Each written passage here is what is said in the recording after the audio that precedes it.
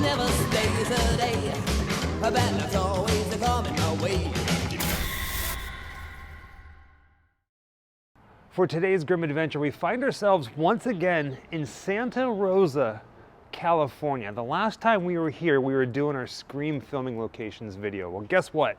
We're back in town for something else that has to do with Scream. We're gonna get to it in just a minute, but let's talk about some of the other pieces of history that happened right here in Santa Rosa.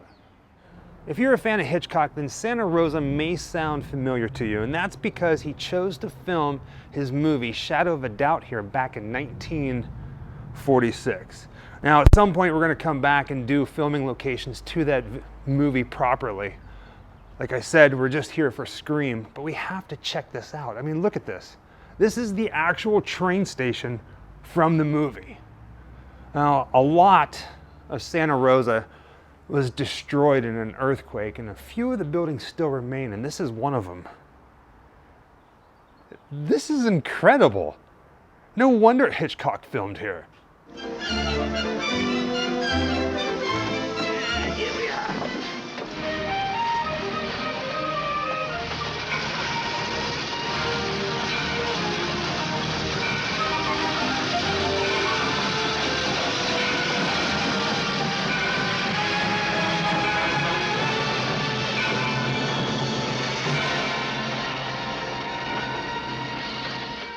With that being said, we now know that Hitchcock was here back in 1946 with the movie Shadow of a Doubt. Also, Wes Craven was here filming for Scream. But did you also know that Charles Schulz, the guy who created Peanuts, he has a pretty strong tie with Santa Rosa. He actually created a lot of the comics here.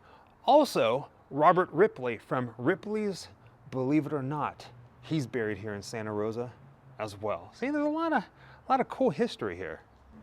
Now look at that. This building, talking about Hitchcock, has turned Jessica into a bit of a vampire. Now how cool would it be if Hitchcock did a vampire tale?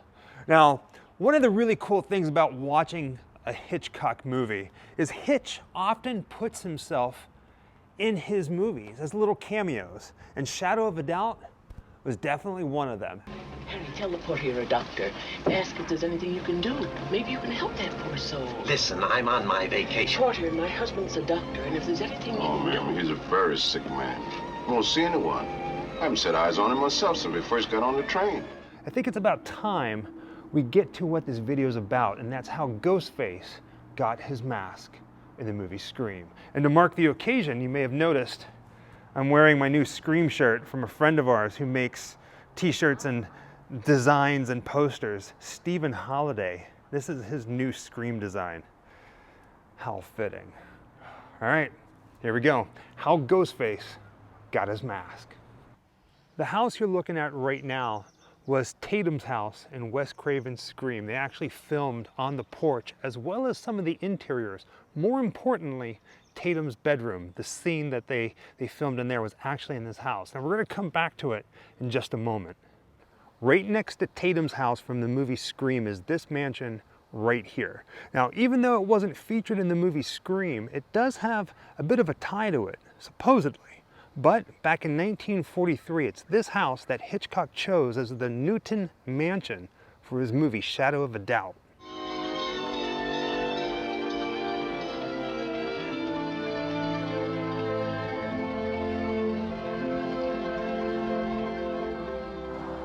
Aside from the cool Hitchcock tie, as well as being next door neighbors to Tatum from Scream, here is how this house ties in with the movie Scream. Now, everybody knows that whenever they were making Scream, they had a hard time coming up with the look of Ghostface's face, what we all know as Ghostface today.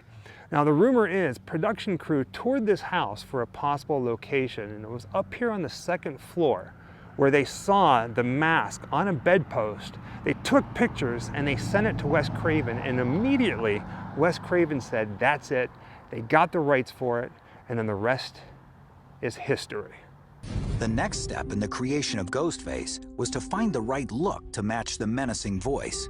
A task which seemed simple enough, but became a source of creative frustration for the filmmakers and effects artists. The script just says Ghostface. We had no idea what that looks like.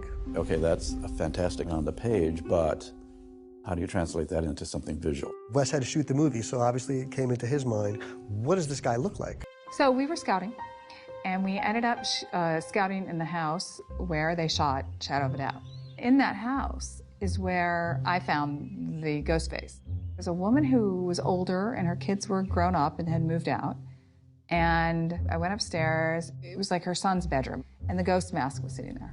So we took the mask and we sent it to Dimension Films, and they said, okay, we like that, so have your guys make one kind of like that because we don't own it. Kinda. It's wrong. And what you're looking at right now, again, is Tatum's house from the movie Scream. And as we keep moving down this sidewalk, you're gonna start to see the wraparound porch where they actually filmed. Now, we know that they filmed the exteriors here, but it is also well documented that they filmed the bedroom scenes in this house as well. Now that's really important because the photos that were taken of the Ghostface mask on the bedpost in the bedroom, the same photos that were sent to Wes Craven for approval, match up exactly to Tatum's room from the movie. The doors, the fireplace, the layout, it all matches up perfectly, which means,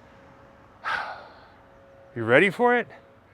This house in real life, the same house used for Tatum in the movie Scream, is where Ghostface's mask came into play. How freaking mind-blowing is that?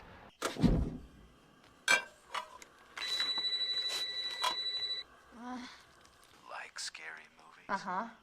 What's your favorite scary movie? Halloween.